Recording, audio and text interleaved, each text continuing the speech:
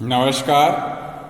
आर्य श्रीमती दुलारी Singh college के YouTube channel पर आप सभी का स्वागत है। आज हम आपको DLED 4th सेमेस्टर विषय शांति शिक्षा एवं सतत विकास के अंतर्गत टॉपिक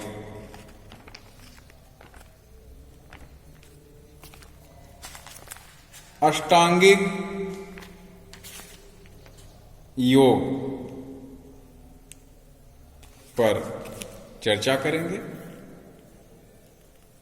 जैसा कि आप सभी लोग यह जानते हैं कि पिछले वीडियो में हमने आपसे तनाव प्रबंधन के अंतर्गत तनाव प्रबंधन पर चर्चा किया था और आज हम आपसे आंतरिक शांति पाने के लिए अष्टांगिक योग टॉपिक पे चर्चा करेंगे।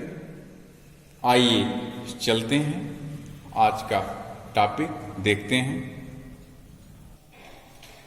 अष्टांगिक योग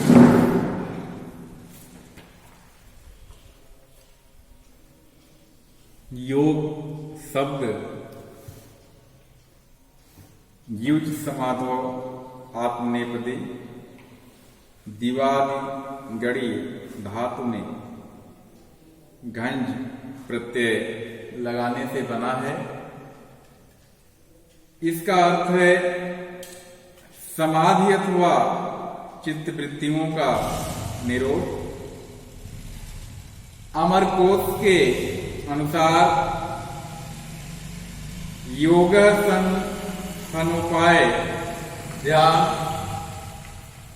संगति सुसुप्तिषु अर्थात योग ध्यान की संगति है, ध्यान की युक्ति है।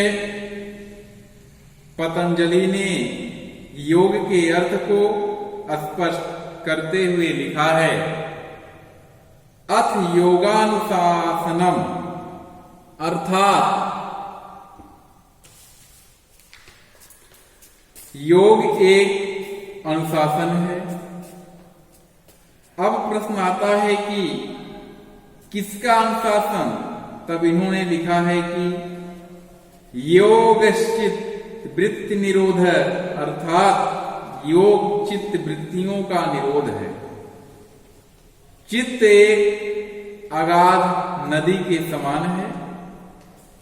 जिस प्रकार नदी में असंख्य तरंगें उठती रहती हैं, उसी प्रकार चित्त में काम, क्रोध, लोभ, मोह, राग, द्वेष आदि भाव उठते रहते हैं।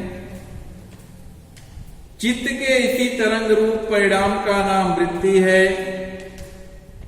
इन चित्त वृत्तियों के प्रवाह की नियंत्रित अथवा अनुशासित करना ही योग है। इसे समाधि भी कहा गया है। कुछ स्थानों पर आत्मा तथा परमात्मा के योग अथवा मिलन को योग कहा गया है। इस अवस्था में संसार के समस्त क्लेश, कर्म, वासना, अविद्या, राग, द्वेष आदि नष्ट हो जाते हैं और व्यक्ति को आंतरिक शांति की प्राप्ति होती है। विभिन्न भारतीय विचारधाराओं में योग को भिन्न भिन्न प्रकार से परिभाषित किया गया है। इनमें से कुछ इस प्रकार से है। पतंजलि के अनुसार आप देखिए, पतंजलि के अनुसार योग चित्त वृत्ति निरोध अर्थात चित्त की वृत्तियों का निरोध ही योग है। चित्त की वृत्तियों का निरोध कर देना ही योग है। दूसरा, सांख्य दर्शन के अनुसार, सांख्य दर्शन के अनुसार बताया गया है, पुरुष कृत्यो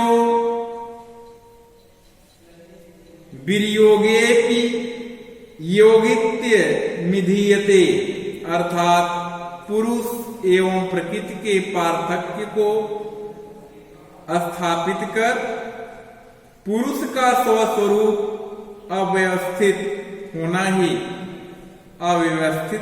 ही योग है। विष्णु पुराण के अनुसार योग संयोग इत्युक्त जीवात्म परमात्मने, अर्थात जीवात्मा तथा परमात्मा का पूर्णतया मिलन ही योग है।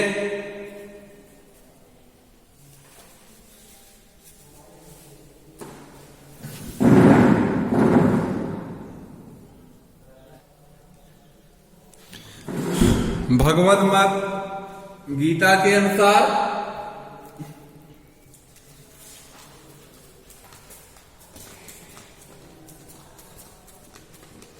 सिद्धि ध्यय सिद्धयो समो भूत्वा समत्वयोग उच्यते, अर्थात दुख सुख लाभ हानि शत्रु मित्र शीत और उष्ण आदि द्वंद्वों में सर्वत्र संभाव रखना ही योग है। बौद्ध धर्म के अनुसार कुशल चितैकगता योग, अर्थात कुशल चित्त की एकाग्रता ही योग है। योग सूत्र में योग के 8 अंग बताए गए हैं।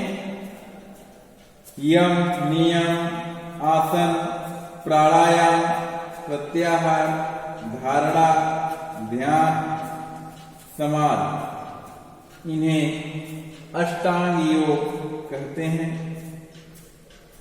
इनमें से प्रथम 5 यम, नियम, आसन, प्राणायाम, प्रत्याहार योग के बहिरंग बाहरी साधन कहे गए हैं, जबकि धारणा, ध्यान और समाधि योग के अंतरंग साधन, आंतरिक साधन माने गए हैं। इन योगांगों के अनुष्ठान में काम, क्रोध, भय, लोभ, अविद्या आदि भावों का नाश हो जाता है तथा व्यक्ति के अंतर्मन को शांति की प्राप्ति होती है। योग के इन 8 भागों, योग के इन 8 अंगों की व्याख्या निम्नवत प्रस्तुत है। यम क्या है? यम का अर्थ है इंद्रियों का संयम। यम योग सूत्र में यम के 5 अंग बताए गए हैं। अहिंसा, सात, सत्यास्ते, ब्रह्मचर्या, परिग्रहाय, अर्थात अहिंसा, सत्य, अस्ते, ब्रह्मचर्य, अपरिग्रह। अहिंसा क्या है? अहिंसा सभी प्राणियों को सर्वदा किसी भी प्रकार से कष्ट न पहुंचाना। अहिंसा की दृढ़ स्थिति हो जाने पर साधक का काम क्रोध, मोह, लोभ, मद और मत्सर जैसे विकारों पर नियंत्रण हो जाता है। सत्य क्या है? मन एवं वचन की यथार्थता को सत्य कहते हैं। मन एवं वचन की यथार्थता को सत्य कहते हैं।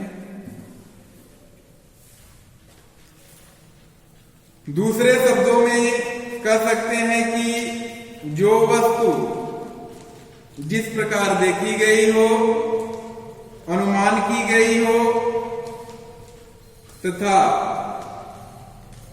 आप्त पुरुषों से सुनी गई हो, उसको उसी प्रकार मन में रखना तथा उसी प्रकार दूसरों से बताना सत्य है। सत्य में दृढ़ स्थित अर्जित कर लेने पर साधक को परमात्मा का संरक्षण प्राप्त हो जाता है। तीसरा है अस्तेय। अस्तेय क्या है? पर द्रव्य को उसकी इच्छा के बिना ग्रहण न करना। पर द्रव्य को उसकी इच्छा के बिना ग्रहण न करना, अर्थात चोरी करना अस्तेय है। अस्तेय में प्रतिष्ठित हो जाने पर साधक विवेक, वैराग्य, सम, दम, साम, दाम, ज्ञान यानी सम, दम, ज्ञान, तप, चरित्र आदि दैवी गुणों को प्राप्त कर लेता है। अगला है ब्रह्मचर्य। ब्रह्मचर्य क्या है? सामान्य अर्थों में जननेन्द्रिय संयम ही ब्रह्मचर्य है। यहां उल्लेखनीय है कि पर ब्रह्म को जानने के लिए जितने साधन हैं, उन साधनों को अपने में ढालना ब्रह्मचर्य है। साधक का मुख्य लक्ष्य परमात्मा है, जिसे पाने के लिए सभी इंद्रियों पर संयम आवश्यक है। परमात्मा के निरंतर स्मरण से केवल जनेन्द्रिय संयम ही नहीं अपितु सकलेन्द्रिय संयम प्राप्त हो जाता है। न आंखें दूसरा कुछ देखती हैं, न कान दूसरा सुनते हैं, न त्वचा से किसी का स्पर्श है और न मन से अन्य विकल्प ही उठता है। इस प्रकार ब्रह्मचर्य की दृढ़ स्थिति आ जाने पर सामर्थ्य का लाभ हो जाता है। अपरिग्रह, आवश्यकता से अधिक वस्तुओं का स्वार्थ की दृष्टि से संग्रह न करना, संग्रह कर लेना अपरिग्रह कहलाता है। दूसरों की वस्तु स्वीकार करना, उनके द्वारा अनुग्रहित होना है। दान स्वीकार करने से दाता के पाप लेने की संभावना भी होती है। इसलिए अपरिग्रह के द्वारा मन शुद्ध और शांत रहता है, जो योगी के लिए परम आवश्यक है। नेक्स्ट आता है नियम। क्या है नियम? नियम में यह योग का दूसरा अंग है। इसका व्यक्तित्व नैतिकता से है। योग सूत्र में नियमों की संख्या भी 5 बताई गई है। शौच, संतोष, तप, स्वाध्याय, रवड़, प्राणी, दानादि नियम अर्थात शौच, संतोष, तप, स्वाध्याय एवं ईश्वर प्राणी नाम। शौच क्या है? ब्रह्मा तथा आंतरिक शुद्धि को शौच कहते हैं। स्नान आदि के द्वारा शरीर को बाह्य रूप से शुद्ध करना बाह्य शौच है, तथा मैत्री, करुणा, मुदिता आदि आंतरिक शौच है। योग सूत्र में शौच के महत्व को बताया गया है कि इससे अंतःकरण की शुद्धि, मन में प्रसन्नता, चित्त की एकाग्रता, इंद्रियों का वश में होना और आत्म साक्षात्कार की योग्यता आ जाती है। दूसरा है संतोष। अधिक एवं अनुपयुक्त पदार्थों का ग्रहण न करना संतोष है। संतोष ही सर्वोत्तम सुख है। इसके उत्पन्न हो जाने से ईर्ष्या, राग, द्वेष आदि स्वतः ही समाप्त हो जाते हैं।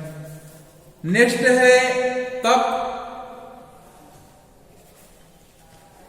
मन सहित समस्त इंद्रियों को साधना ही तप है। इससे अशुद्धि का नाश होता है तथा इंद्रियों की सिद्धि हो जाती है। ऐसी इसमें व्यक्ति की साधना पर किसी भी प्रकार के शारीरिक अथवा मानसिक कष्टों का कोई प्रभाव नहीं पड़ता है। फिर आता है स्वाध्याय का। मोक्ष प्रदान करने वाले ग्रंथों जैसे उपनिषद, गीता आदि का पठन पाठन ही स्वाध्याय है।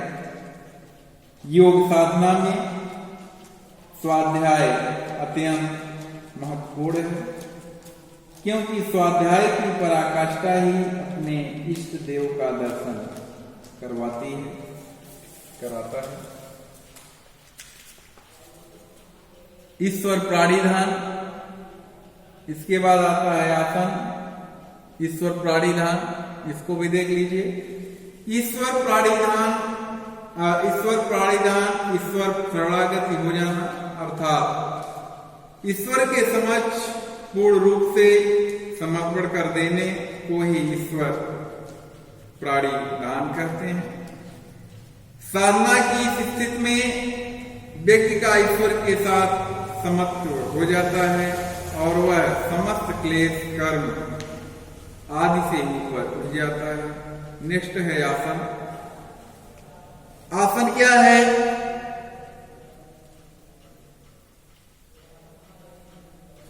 शरीर और मन की स्थिर करके एक विशेष मुद्रा में बैठने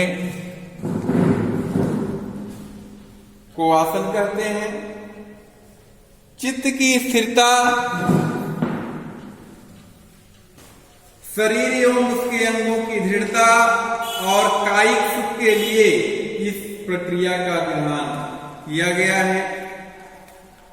योग सूत्र में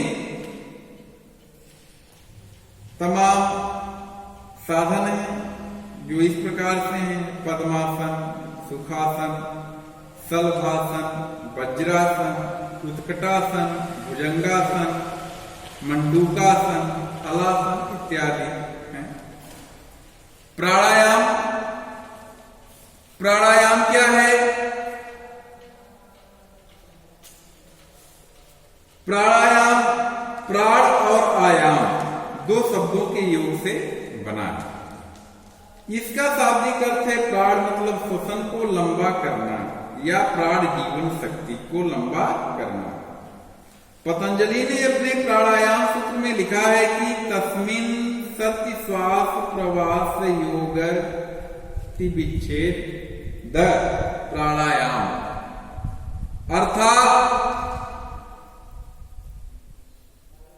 श्वास लेना, प्रश्वास, श्वास त्यागना की गति को अलग करना अथवा नियंत्रित करना प्राणायाम है। प्राणायाम में श्वास की 3 अवस्थाएं होती हैं। पहला है पूरक, दूसरा है कुंभक और तीसरा है रेचक। पूरक क्या है? नियंत्रित गति से श्वास अंदर लेने की क्रिया को पूरक कहते हैं। श्वास धीरे धीरे अथवा तेजी से दोनों ही तरफ से जब भीतर खींचते हैं और उसमें लय एवं अनुपात का होना आवश्यक है, इसी को नियंत्रण को पूरक कहते हैं। दूसरा है कुंभक, अंदर ली गई श्वास को क्षमतानुसार रोकने की क्रिया को कुंभक कहते हैं। श्वास को अंदर रोकने की क्रिया की आंतरिक कुंभक तथा श्वास को बाहर छोड़कर पुनः नहीं लेकर कुछ देर रुकने की क्रिया को बाहरी कुंभक कहते हैं। इसमें लय और अनुपात का होना आवश्यक है। फिर आता है रेचक। अंदर ली गई श्वास को नियंत्रित गति से छोड़ने की क्रिया को रेचन कहते हैं। प्रत्याहार। प्रत्याहार क्या है?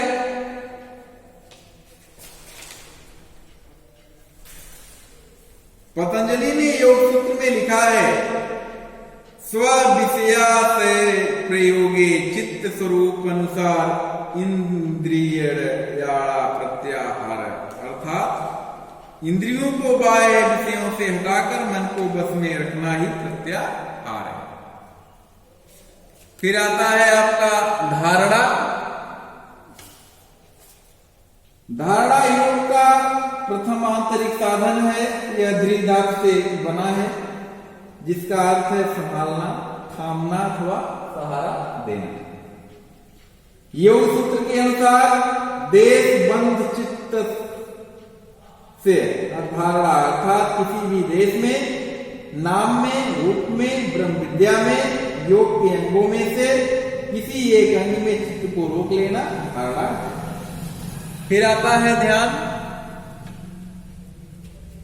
योग सूत्र के अनुसार तत्र प्रत्यक्षता नता ध्यान, जहां चित्त को लगाया जाए उसे ध्येय में वृत्त का लगातार चलना तथा क्रम न टूटना ध्यान कहलाता है।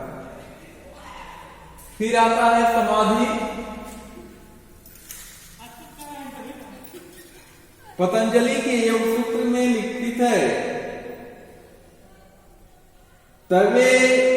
तदेवात् मात्रा निर्भासम स्वरूपम शून्यमेव समाधि।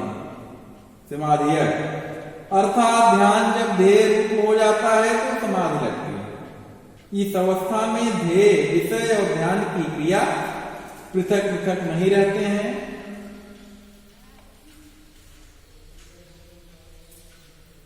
इस प्रकार से आपने देखा कि तनाव प्रबंधन एवं अष्टांग योग दोनों का लक्ष्य मनुष्य को आंतरिक शांति प्रदान करना है।